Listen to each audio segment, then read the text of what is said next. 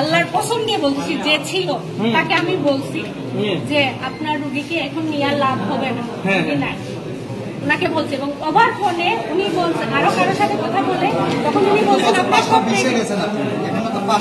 আচ্ছা যাই হোক, 18 20 হইতে পারে, এটা সমস্যা না। এখন আপনারা স্বীকার করবেন যে এটা আপনাদের ভুল।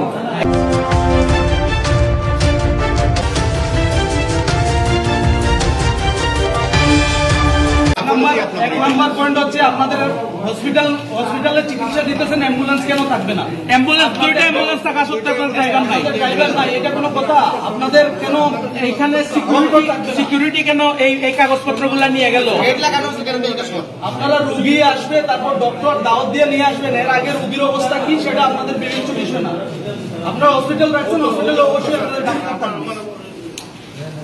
শুনেন ভাই,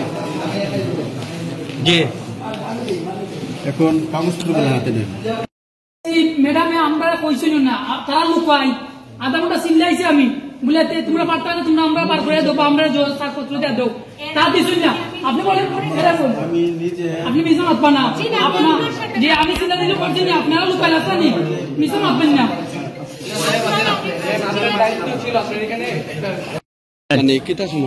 শুরুতে আমার আব্বু ডায়াবেটিক্স মেডিকেলে আসবে, তার পছন্দ, এখানে নিয়ে আসলাম, আমরা এখানে দেখাবো। বলছে যে এটার যে ম্যানেজমেন্ট, উনি যে চেয়ারম্যান, উনি ডক্টর, তো ওনাকে দেখাবে। উনি তারপর সেখানে শুনছে, ওনারা দেখানোর পরে উনি দেখবেই না, আউটলেটে রুগী দেখবে না, উনি দেখবে আপনার আলাদা প্রাইভেটে, আর নাইলে ভর্তি হইতে হবে। আমরা ভর্তি করাইলাম, ভর্তি করার আগে টাকা দিতে হবে, তারপরে ভর্তি দিলাম। এখন টাইম নাকি 3 তলায় ছিল, আমরা 4 তলায় পাঠাইছে, এর মধ্যে উনি চলে গেছে, উনি আসেই না, চলে গেছে। পরে রিসিপশনে একজন লোক ছিল ডাক্তার, উনি দেখে পালস টালস দেখে উনি বলছে যে আপনার ভর্তি থাকেন, পরীক্ষা লেখা হয়েছে, এগুলো পরীক্ষা দেওয়ার পরে কালকে স্যার আসবে, স্যার আসতে দেখানো হবে, স্যার আজকে আর আসবে। এই পর্যন্ত রাইখা তারা আমাদের পরীক্ষাগুলো করা হয়েছে, রিসিপ্টগুলো দেওয়া হয়েছে, এখন রিসিপ্টগুলোও নেই, রিসিপ্ট নেই, আপনার পরীক্ষার পেপার নেই। স্যার আসছে, স্যারের কাছে সব বাইরে ফিরে দেওয়া হয়েছে।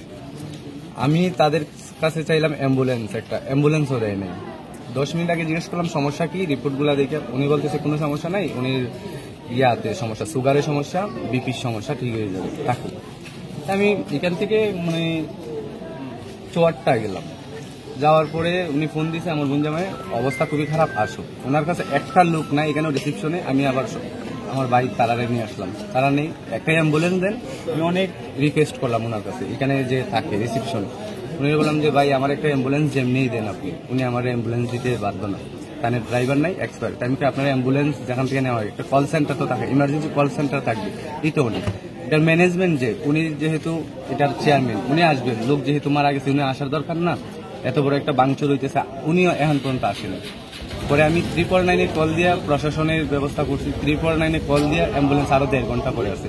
রোগীর পালস ছিল, আমি অ্যাম্বুলেন্সের জন্য নিয়ে যেতে পারিনি, পরে সেটা আমি লাস্টটা বাঁধলাম।